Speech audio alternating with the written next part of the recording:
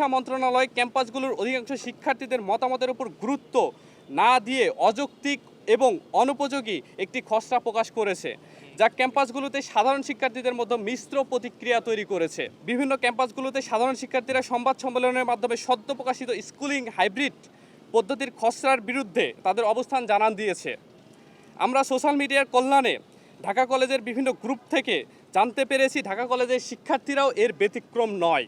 আন্দোলনের শুরু থেকেই আমাদের লক্ষ্য ছিল রাজধানীর সরকারি সাতটি কলেজ ঢাকা বিশ্ববিদ্যালয়ের অধিভুক্ত থেকে বের হয়ে একটি অভিন্ন কাঠামোর অধীনে স্ব ক্যাম্পাসগুলোর স্বাতন্ত্র্যতা বজায় রেখে একটি বিশ্ববিদ্যালয় কাঠামোর মাধ্যমে পরিচালিত হবে। সদ্য প্রকাশিত হওয়া খসড়ায় আমরা লক্ষ্য করেছি স্কুলিং হাইব্রিড সিস্টেমের মাধ্যমে কলেজগুলোর স্বাতন্ত্র্যতা বজায় থাকতেছে না।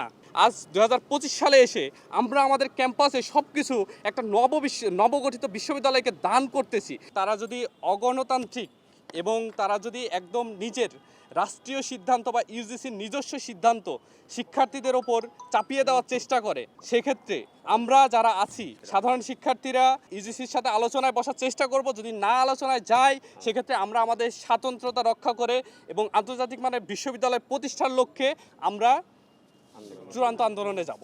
টেবিল খোলা আছে, টেবিলে সবাইকে বসতে হবে, বসে সুদূর প্রসারী চিন্তা ভাবনা করে ভবিষ্যতের কথা চিন্তা ভাবনা করে আমাদের বিশ্ববিদ্যালয় প্রণয়ন করতে হবে।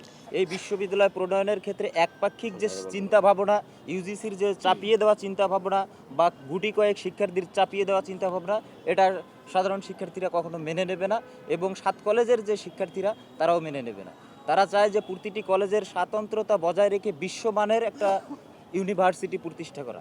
রাজপথে নেমে যদি আমরা আন্দোলন করে যদি সফল হই, রাষ্ট্র যদি আমাদের সাথে টেবিলে বসে আলোচনা না করে অগণতান্ত্রিক প্রক্রিয়ায় কাজ করতে চায়, তাহলে আমরা রাজপথে নেমে কিভাবে দাবি আদায় করতে হয় আমরা সেই পথে আগাবো।